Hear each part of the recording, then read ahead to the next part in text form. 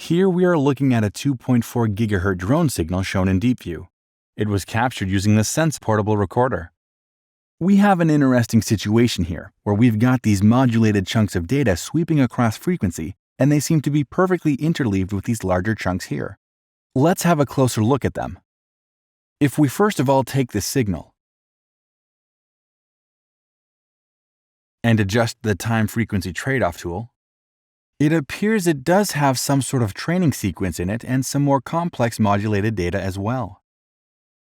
If we look at these larger transmissions, there appears to be something very interesting going on. It's clearly some kind of direct IQ up conversion, and you can see the carrier breakthrough and the image frequency as this tone is being generated. There also seems to be possible periodic training sequences within the data. So if you're looking to identify this, there are a few features to latch onto there. For more videos on DeepView, make sure to like and subscribe.